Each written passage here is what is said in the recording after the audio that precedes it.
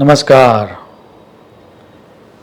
योग वशिष्ठ रामायण का यह सूत्र है, न काम सदृशो रिपुहु, अर्थात काम या डिजायर ही सबसे बड़ा शत्रु है।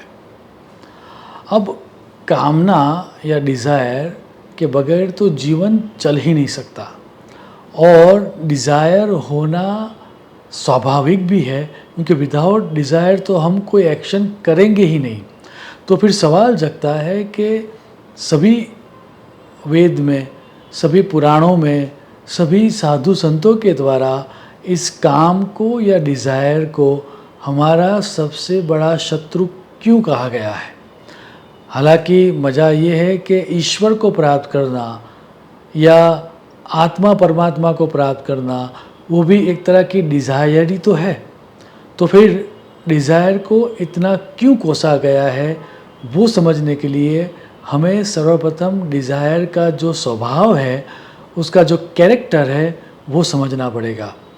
सर्वप्रथम तो डिज़ायर होना भले ही स्वाभाविक है, लेकिन जैसे ही डिज़ायर पैदा होती है, हमारे अंदर एक तरह का वैक्यूम या खालीपन क्रिएट हो जाता है। I will give an example.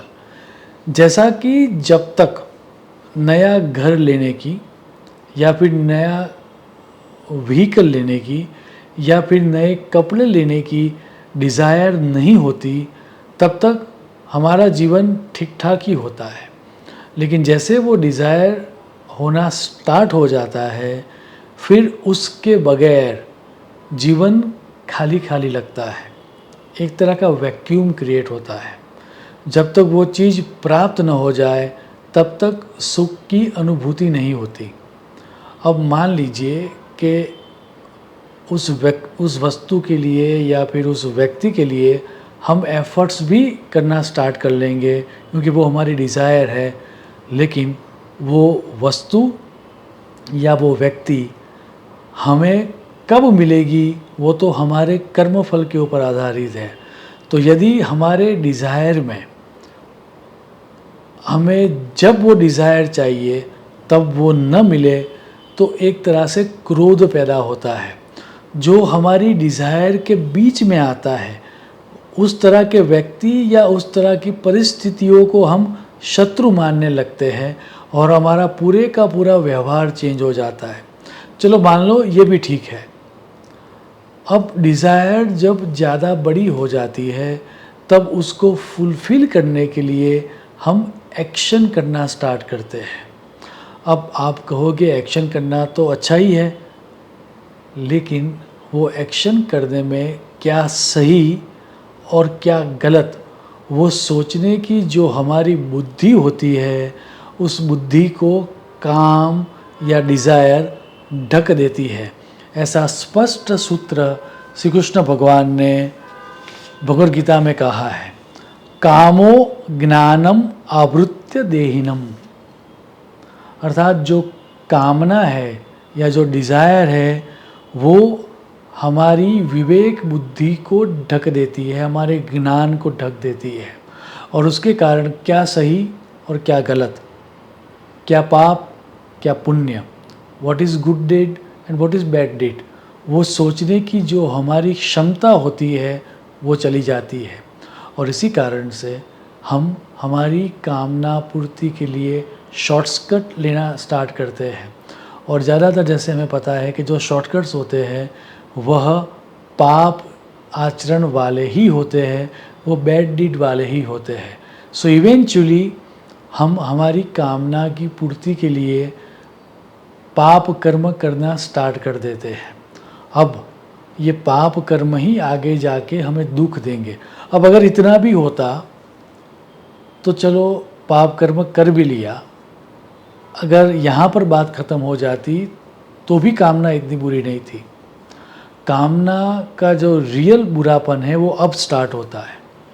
मान लो कि आपकी कामना की पूर्ति भी हो गई, फिर भी कामना का स्वभाव ऐसा है कि कामना पूर्ति के बाद भी संतोष या सेटिस्फेक्शन मिलता ही नहीं है। आज 100 चाहिए था, कल 1000 चाहिएगा, और परसों 1 लाख चाहिएगा। सो कामना पूर्ति के बाद भी वो संतोष नहीं देती। सो फिर से वो एंडलेस साइकिल चलती रहती है। कामना का विचार, जीवन में होने वाला खालीपन या वैक्यूम को भरने के लिए एक्शन करना, वैसा एक्शन करना जिसमें हमारी बुद्धि होती ही नहीं है, तो हमें पता ही नहीं चलता क्या सही क्या गलत। उसके कारण पाप का आचरण करना, पाप आचरण करके इच्छा की पूर्ति करना, लेकिन इच्छा की पूर्ति के बाद भी संतोष न मिलना, तो फिर से हम कामना पूर्ति करना स्टार्ट कर लेंगे। सो ये साइकिल ही एंडलेस है। इसीलिए शास्त्रकारों ने ये कहा कि कामना सबसे बड़ा शत्रु है।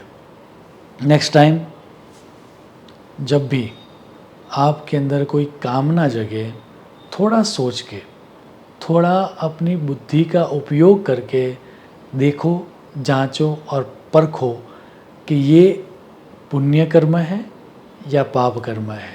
यदि वो पुण्य कर्म है तो वो करने से, वो इच्छा पूर्ति करने से पुण्य बढ़ता है और उससे जीवन में सुख की प्राप्ति होगी।